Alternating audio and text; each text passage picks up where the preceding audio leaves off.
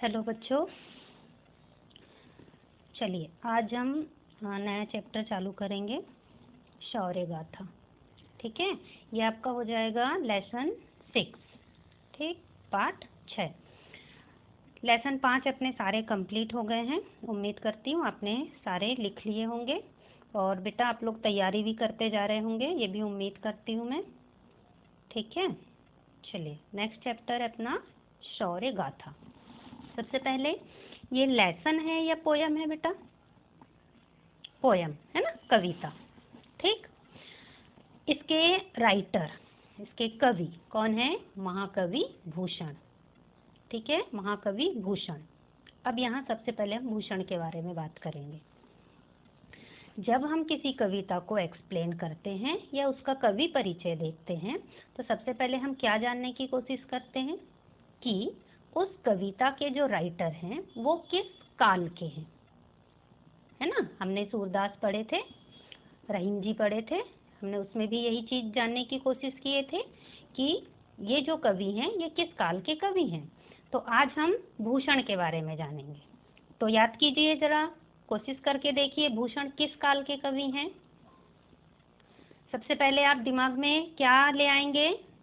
पहले तो आप चारों कालों का विवरण देखिए। याद कीजिए हमने क्या पढ़े थे, कुछ याद आया? चलिए ठीक है, देखो एक बार मैं इसे एक्सप्लेन कर दे रही हूँ, है ना। हिंदी साहित्य का इतिहास जब हमने पढ़े थे, हिंदी साहित्य का इतिहास, गुड, इसको हमने कितने भागों में बांटे थे बेटा? 4। याद आ रहा है आपको? ठीक है, फर्स्ट क्या था याद कीजिए? आदिकाल था। इसको और किस नाम से जाने थे बेटा हमने आदिकाल को? याद आ रहा है?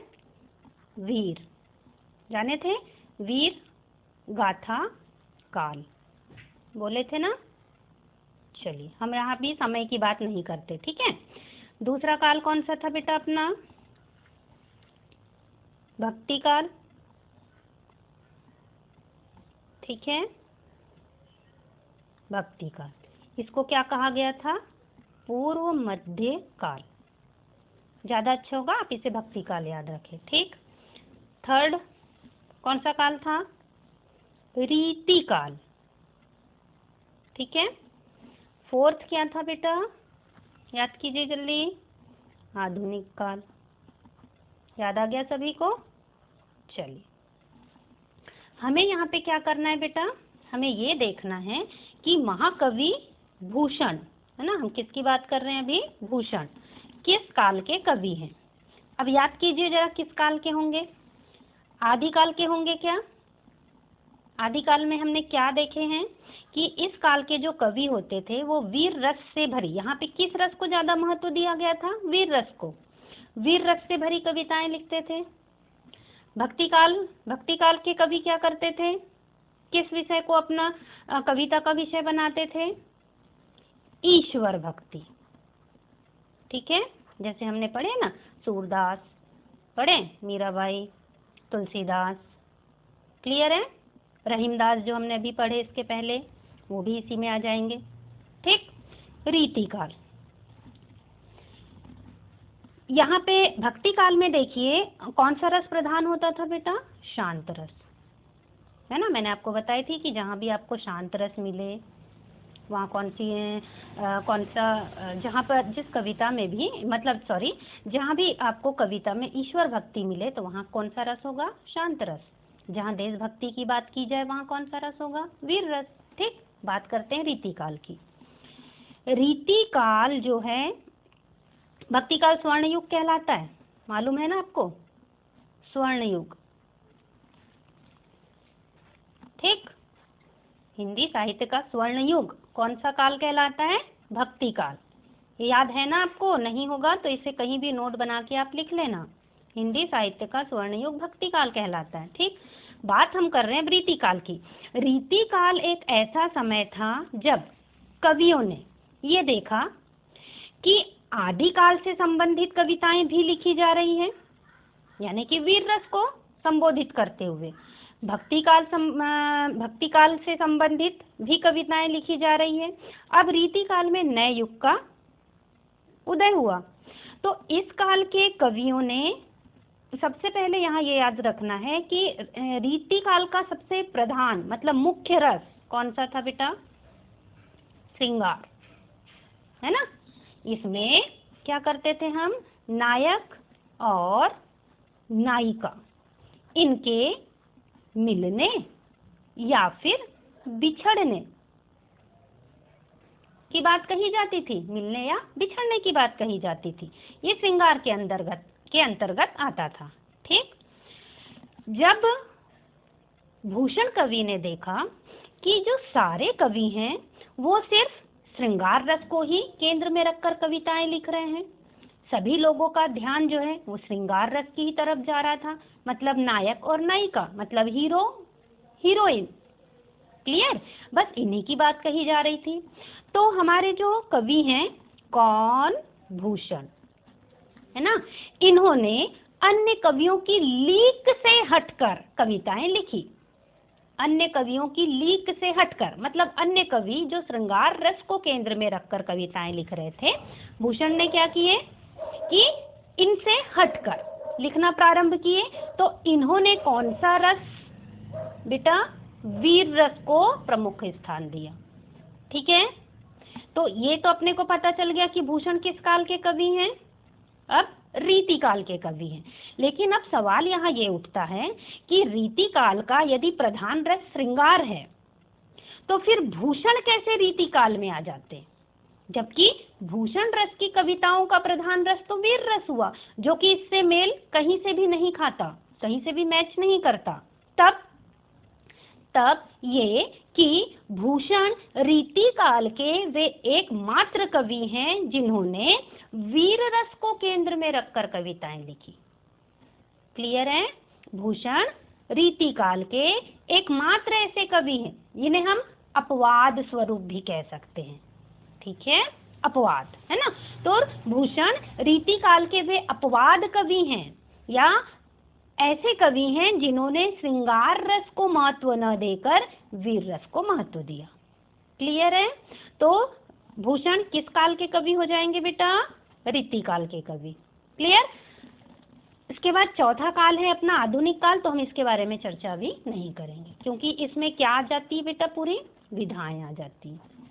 ठीक, चले अपना चैप्टर। ओके, चलो। तो कवि भूषण, जो महाकवि भूषण हैं, ये किस काल के कवि हुए? रीति काल के। क्लियर? परिचय देखें हम इनका। कविवर भूषण का जन्म कानपुर उत्तर प्रदेश के तिकवापुर गांव में सन 1613 मतलब 1613 ईस्वी में हुआ था। पहले हम बेटा पूरा एक्सप्लेन कर लेते हैं, उसके बाद मैं आपको ऑब्जेक्टिव बता देती हूँ। ठीक है, इनके पिता का नाम पंडित रत्नाकर त्रिपाठी। दुर्गा, ये दुर्गा बेटा यहाँ पे इनका नाम नहीं है ना, पंडित रत्नाकर त्रिपाठी भूषण के पिताजी का नाम है।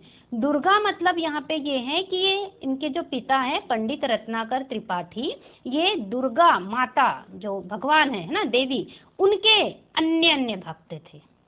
क्लियर? तो यहाँ दो चीज अलग अलग है ना। उसके बाद हिंदी के रस सिद्ध कवि चिंतामणि और मतीराम, ये दो कवियों के नाम हैं। क्लियर? ये रीति काल के ही हैं बेटा, श्रेष्ठ कवियों में गिने जाते हैं मतीराम और चिंतामणि।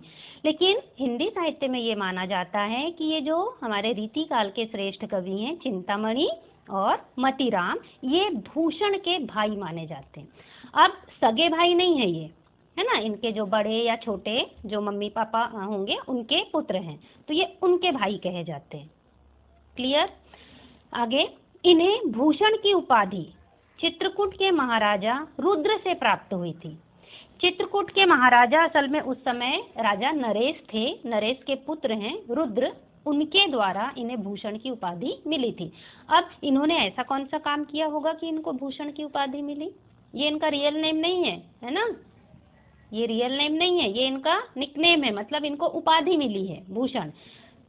तो इन्होंने वीर रस से भरी ऐसी कविताएं लिखी जो रुद्र जो महाराजा हैं, इनको प्रभावित की जिन कविताओं ने, उसी कविताओं के कारण इन्हें भूषण की उपाधि दी गई।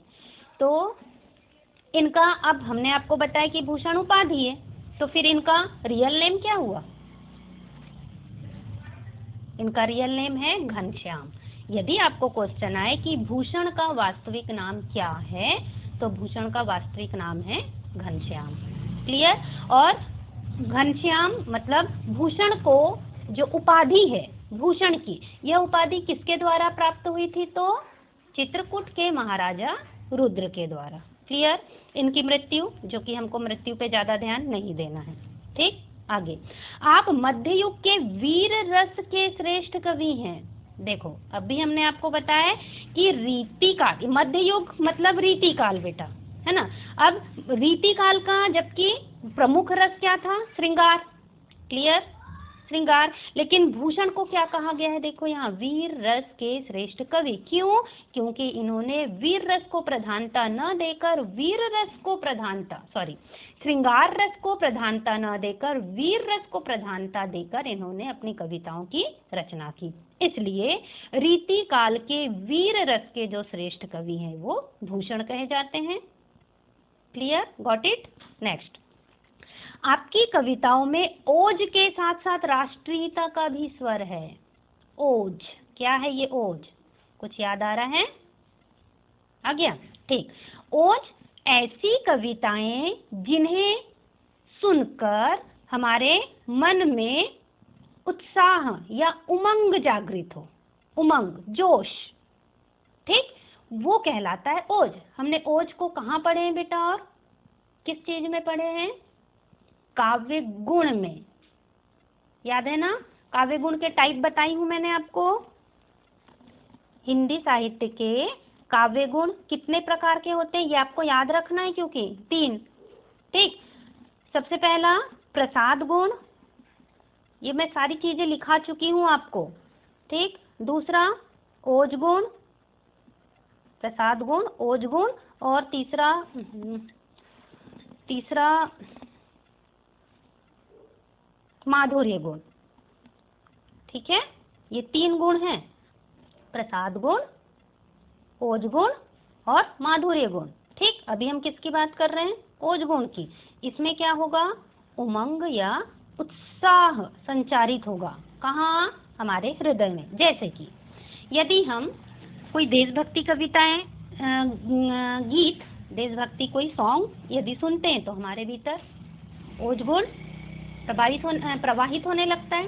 यदि हम झांसी की रानी की ही कोई कविता पढ़ ले या सुन ले, बुंदेले हर बोलो के मुंह हमने सुनी कहानी थी, खूब लड़ी मर्दानी वह तो झांसी वाली रानी थी। तो जब हम इन कविताओं का वाचन करते हैं, पढ़ते हैं इन्हें, इसका श्रवण करते हैं, सुनते हैं इन्हें, तो क्या होता है? हमारे भीतर ओज गुण का प्रसार होने लगता है। क्लियर? तो यही क्या है? ओज। ठीक, तो इनकी कविताओं में ओज के साथ साथ हमें क्या मिलेगा? राष्ट्रीयता का स्वर भी मिलेगा, मतलब देशभक्ति की भी भावना मिलेगी। क्यों? ठीक, सबसे पहले जब भूषण जिस काल के कवि थे, जिस समय के कवि थे, वास्तव में उस समय औरंगजेब का शासन था। औरंगजेब पढ़े थे हमने, लास्ट चैप्टर में भी पढ़े थे पीछे। औरंगजेब जो है वो बहुत ही अत्याचारी शासक था। इसका जो प्रभाव है सबसे ज्यादा हिंदुओं पर पड़ रहा था। हमारे देश के जो हिंदू थे उन पर पड़ रहा था। औरंगजेब जो है अपनी शक्ति और अपने धन के बल पर हिंदुओं के साथ अत्याचार करते थे। हिंदू मुस्लिम का यहाँ पर इन्होंने भेदभाव उत्पन्न कर दिया था। तो इससे औरंगजेब से क्या हो गई, हमारी जो जनता थी, खासकर हिंदू जनता, वो त्रस्त हो गई थी। तब ऐसे समय में भूषण कवि ने लोगों के भीतर जो दुख उमड़ रहा था, जो दुख उन्हें हो रहा था, उसको ही केंद्र में रखकर राष्ट्रीयता की भावना से ओतप्रोत होकर कविताएं लिखी। ठीक है, आगे। आप कई राजाओं के आश्रय में रहे। आप मतलब भूषण। अब यहाँ देखो, कई राजाओं के आश्रय में रहे। कई राजा मतलब कुछ दिन, किसी राजा के आश्रय में रहकर उन्होंने कविताएं लिखी, कुछ दिन किसी राजा के आश्रय में रहकर कविताएं लिखी। इस प्रकार वे राजाओं का आश्रय जो है बदलते रहते थे। किंतु मनो अनुकूल आश्रयदाता महाराज शिवाजी और वीर केसरी छत्रसाल ही थे। मनोकूल मतलब उनके मन के अनुकूल, मतलब उनको सबसे ज्यादा श्रेष्ठ कौन से राजा लगे? महाराज शिवाजी और वीर केसरी छत्रसाल। इसलिए इन्होंने अपनी संपूर्ण कविताएं महाराज शिवाजी और महाराज छत्रसाल को केंद्र में रखकर ही लिखी। ठीक है। और जब इनकी कविताओं के मतलब इनके ग्रंथों के जो नाम होते थे वो भी इन्हीं को लेकर लिखे जाते थे। अभी हम आगे पढ़ेंगे उनकी रचनाएं, उसमें देखेंगे। यदि वे शिवाजी के शौर्य का वर्णन करते थे, शौर्य मतलब पराक्रम, है ना, उनके पराक्रम का वर्णन करते थे तो उनकी बुक का नाम इसी से संबंधित होता था। यदि वे छत्रसाल को केंद्र में रखते थे तो उनके बुक या ग्रंथ का नाम छत्रसाल से संबंधित होता था। क्लियर है यहाँ तक? आगे बढ़े। भूषण ने छत्रपति शिवाजी और छत्रसाल की युद्ध वीरता, उनकी दानशीलता, उनकी दयालुता और धर्मपरायणता का कविताओं में व्यापक वर्णन किया। मतलब कि यदि हम उनके शिवाजी से संबंधित जो ग्रंथ हैं या रचनाएं हैं या छत्रसाल से संबंधित जो रचनाएं हैं या ग्रंथ है, यदि हम इनका अध्ययन करते हैं तो हमें यहाँ पर शिवाजी और छत्रसाल के कौन कौन से गुण देखने को मिलेंगे। उनकी युद्ध वीरता मतलब युद्ध में वो कैसे थे? वीर। उनकी दानशीलता मतलब इनके अंदर कौन सा गुण पाया जाता था? दानशीलता का मतलब देने का भाव। जैसे कि अभी हमने रहीम में पढ़े थे, याद है ना? देनहार कोई और है भेजत सो दिन रैन, लोग भरम हम पे धरे याते नीचे नैन। याद है? यानी इसमें क्या हुआ था कि देने वाला तो ईश्वर था, लेकिन रहीम जो है जब उन्हें अपने हाथों से उन लोगों को जब अपने हाथों से देते थे तो लोग क्या सोचते थे कि हमें देने वाला कौन है, मतलब हमारा पालन पोषण करने वाला कौन है? रहीम। जबकि देने वाला वहां पे कौन होता था? ईश्वर। तो जो दानशीलता रहीम में पाई जाती थी वही दानशीलता महाराज छत्रसाल और महाराज शिवाजी में भी पाई जाती थी। ठीक। इनकी दयालुता मतलब प्रजा के प्रति इनका दया भाव एवं धर्म परायणता मतलब इन्होंने ज्यादा बेटा हिंदू धर्म को महत्व दिया है, ठीक है, का कविताओं में हमें विस्तृत वर्णन मिलता है। क्लियर। वीर रस के जैसी प्रबल व्यंजना इनके काव्य में मिलती है। ये चीज हमने आपको बता दी है कि भूषण की हम कविताएं जितनी भी कविताएं पढ़ेंगे हमें कौन सा रस प्रधान मिलेगा? वहां पर वीर रस।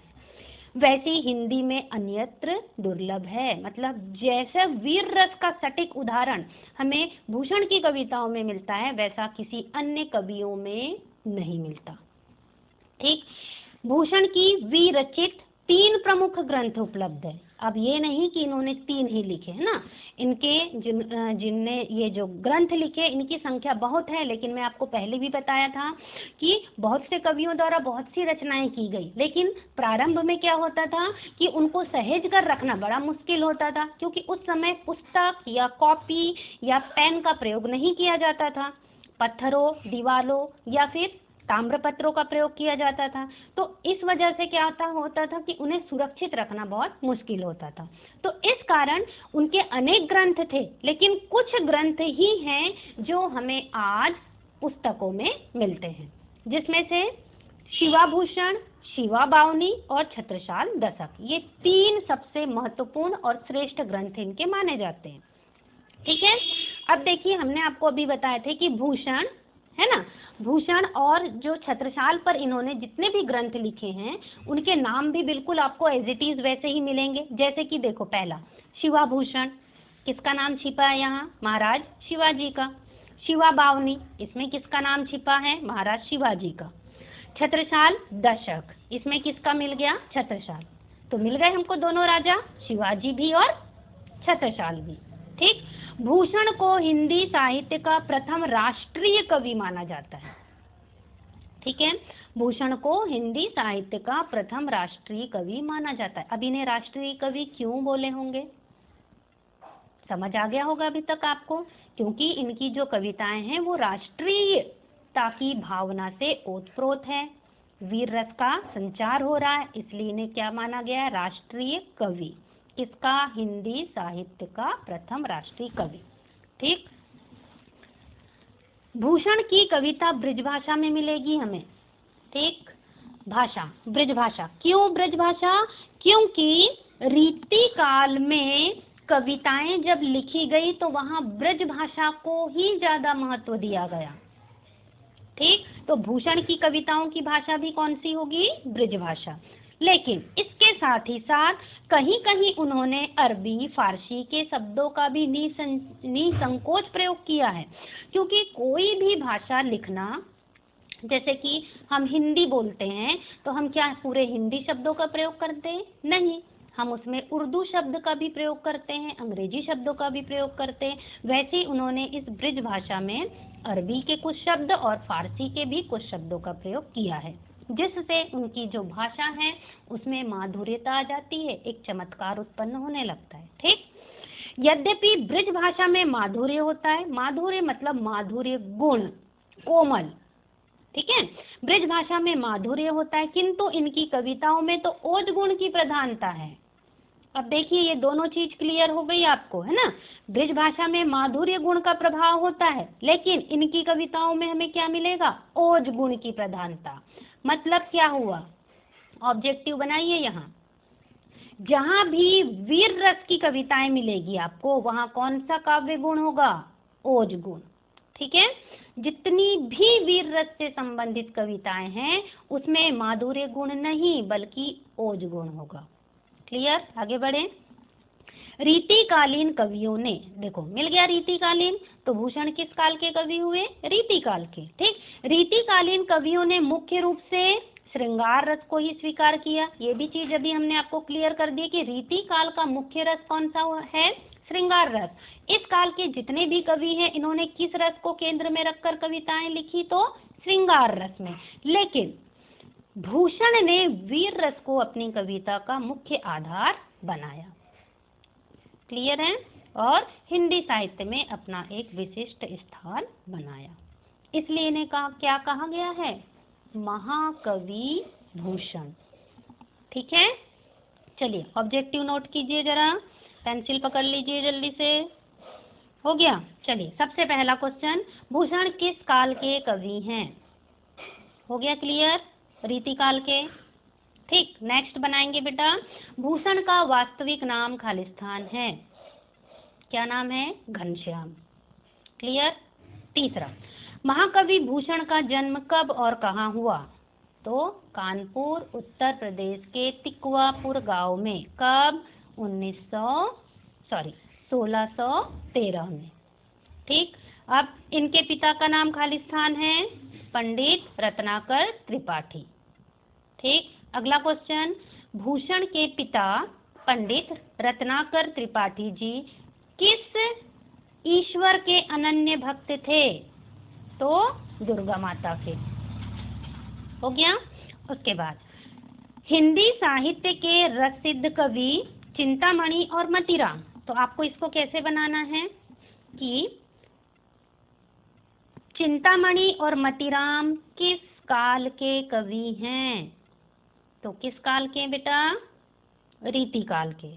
ठीक है, और यदि आपसे पूछा जाए कि भूषण के अन्य दो भाइयों के नाम, तो चिंतामणि और मतीराम। हो गया? अब इन्हें भूषण की उपाधि किसके द्वारा प्राप्त हुई? Most IMP question. ठीक, किनके द्वारा? चित्रकूट के महाराजा रुद्र के द्वारा। ठीक है, अगला क्वेश्चन, भूषण की कविताओं में किस रस का संचार होता है, या भूषण ने किस रस को केंद्र में रखकर कविताएं लिखी? तो किस रस को?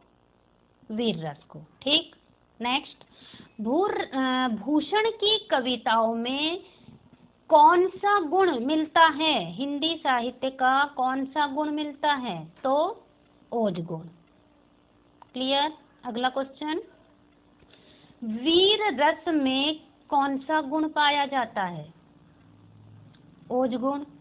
हो गया। अगला क्वेश्चन, महाकवि भूषण ने किन दो महाराजाओं को केंद्र में रखकर कविताएं लिखी? महाराज शिवाजी और महाराज छत्रसाल।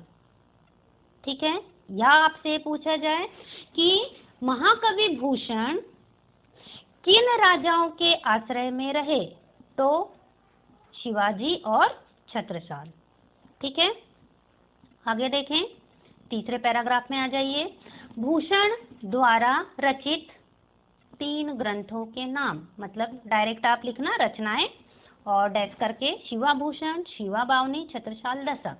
अब यहाँ पे आपको ऑब्जेक्टिव क्या बनेगा बेटा? निम्नलिखित में से कौन सी रचना भूषण की नहीं है? ऑप्शन में आपको 4 ऑप्शन रहेंगे, शिवाभूषण, शिवा बावनी, छत्रसाल दशक एंड कवितावली। कोई भी हो सकता है, तो आंसर क्या आ जाएगा यहाँ? कवितावली। क्लियर। अगला क्वेश्चन, हिंदी साहित्य का प्रथम राष्ट्रीय कवि किसे माना जाता है? महाकवि भूषण को। हो गया। नेक्स्ट, भूषण की कविताओं में खालिस्तान भाषा मिलती है। कौन सी भाषा? ब्रज भाषा। क्लियर। ठीक, अब एक क्वेश्चन जो आपको अलग से बनाना है कि रीति काल का प्रमुख रस कौन सा है? मतलब रीति काल के कवियों ने किस रस को केंद्र में रखकर कविताएं लिखी? तो श्रृंगार रस। ठीक है, लेकिन यहाँ पर हमें भूषण किस रूप में मिले हैं बेटा? अपवाद के रूप में मिले हैं, क्योंकि इन्होंने किस रस को केंद्र में रखकर कविताएं लिखी? वीर रस को केंद्र में रखकर। लेकिन ये किस काल के कवि हैं? रीति काल के। ठीक, कम से कम बेटा आपके 15 ऑब्जेक्टिव बनेंगे सिर्फ काव्य परिचय से। ठीक है, केंद्रीय भाव देख लें थोड़ा सा। रीति काल में भी वीर भाव की कविता रची गई।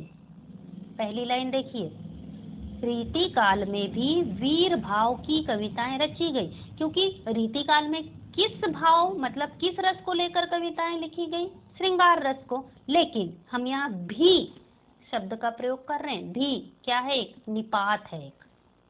ठीक, वीर भाव मतलब वीर रस से संबंधित भी कविताएं लिखी गई, और वो किसने लिखा? महाकवि भूषण ने। प्रस्तुत कविता इसी कथन को प्रमाणित करती है। इस संदर्भ में भूषण का संपूर्ण रचना कर्म रीति काल की धारा को किस भाव में बदलता है? वीर भाव में अंतर प्रवाह देता है। अब इस हम कविता में हम देखेंगे, यहाँ पे 2 खंड दिए हैं, 2 अंश दिए हैं। पहला है शिवा शौर्य, दूसरा है छत्रसाल प्रशस्ति। ठीक है, शिवा शौर्य में हम महाराज शिवाजी के शौर्य का वर्णन देखेंगे, शौर्य मतलब पराक्रम, और दूसरे में हम देखेंगे छत्रसाल प्रशस्ति। प्रशस्ति मतलब उनकी पहचान, मतलब छत्रसाल तो वीर तो थे ही थे, इसके साथ साथ उनकी और किस चीज में उनकी पहचान थी। ठीक, तो प्रथम अंश में हम देखेंगे शिवाजी के पराक्रम का वर्णन, उनके शौर्य का वर्णन, उनकी वीरता का वर्णन, जिसमें शिवाजी के ओजस्वी स्वरूप और उनकी वीरतापूर्ण कार्यों का वर्णन किया है। ओजस्वी स्वरूप मतलब कि जब हम इनकी कविताओं को पढ़ेंगे तो यहाँ पर ओज गुण का प्रवाह होने लगेगा, जो हमारे भीतर भी दिखाई देगा, हमारे हृदय में भी इसका संचार होने लगेगा। उन्होंने महाकवि भूषण ने यहाँ बताया है कि शिवाजी जब सेना का नेतृत्व करते हुए आक्रमण हेतु प्रस्थान करने लगते हैं, शिवाजी जब सेना का नेतृत्व करते हुए, मतलब सेना का नेतृत्व मतलब सबसे सामने शिवाजी होते हैं और उनके पीछे उनकी सेनाओं की कतार होती है। आक्रमण हेतु प्रस्थान करते हैं, आक्रमण मतलब युद्ध के लिए जब वे प्रस्थान करते हैं या युद्ध में जब वे जाते हैं तो अपने सेनाओं को किस प्रकार से उद्बोधित करते हैं? आक्रमण करने के लिए। तब क्या होता है? तब यह पृथ्वी सेना के संचालन से डोलने लगती है। सेना के संचालन से मतलब सेना के चलने से डोलने लगती है। क्या? धरती, पृथ्वी। अब डोलने लगती का मतलब अब ये तो नहीं हुआ कि जब सेना अपने पूरे जोश और होश के साथ जब एक साथ कदम से कदम मिलाकर चलेगी तो हमें दिखेगा नहीं कि पृथ्वी हिल रही है ना, हमें एक आभास होगा क्योंकि धरती में एक कंपन होगा। यहाँ पर उसी चीज को बताएं कि जब शिवाजी अपनी सेना के साथ जब युद्ध के लिए प्रस्थान करते हैं तो सेना के संचालन से पृथ्वी डोलने लगती है। उनके साथ के सैनिक भी बड़े बलशाली हैं।